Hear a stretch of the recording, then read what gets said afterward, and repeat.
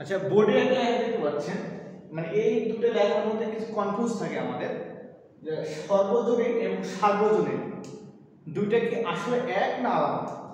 দুটার অর্থ প্রায় সেম, লেখা মনে হয় যে আসলে একই উত্তর বা একই অর্থ বহন করে কিনা এই দুটো লেখা। আসলে দুটোর মধ্যে কিছুটা পার্থক্য আছে। কিরকম পার্থক্য একটু দেখার চেষ্টা করি। যেটা সর্বজনীন, এই সর্বজনীনটা হচ্ছে সকলের জন্য, এর অর্থ বোঝায় কি এরকম যে সকলের, সকলের জন্য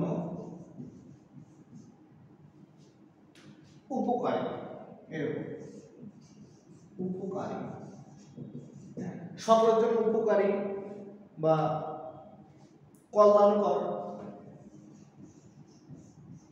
কল্যাণকর।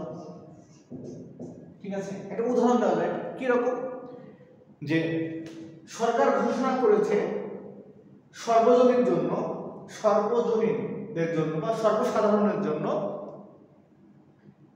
কৃমির ওষুধ খাওয়া হবে বা কৃমির টিকা দেওয়া হবে, হ্যাঁ এরকম, এটার ক্ষেত্রে এটা বোঝা হবে।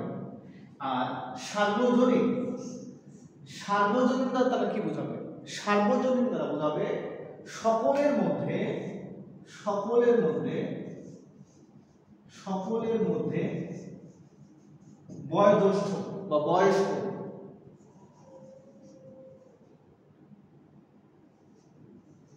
বয়স্ক বা বয়োজ্যেষ্ঠ, সকলের মধ্যে বয়স্ক বা বয়োজ্যেষ্ঠ। এরকম বলে না যে আমাদের পরিবারের মধ্যে আমার দাদু কি সার্বজনীন, যা কিছু বলে আমার দাদু করে, এক্ষেত্রে আমরা এই বিষয়টা ব্যবহার করতে পারি। সকলের মধ্যে বয়োজ্যেষ্ঠ বা বয়স্ক এবং সর্বজনীন যখন ব্যবহার করব, এটা কি উপকারী বোঝাবে, সবার জন্য বা কল্যাণকর বোঝাবে এরকম। তবে আমরা লেখার ক্ষেত্রে কখনো যদি ভুল করেও ফেলি, আমরা এটা ব্যবহার করব, সর্বজনীন, সর্বজনীন ব্যবহার করব, একটু মাথায় রাখবেন। তাহলে সার্বজনীন এবং সর্বজনীন মধ্যে পার্থক্যটা এটুকুই। ঠিক আছে, ধন্যবাদ।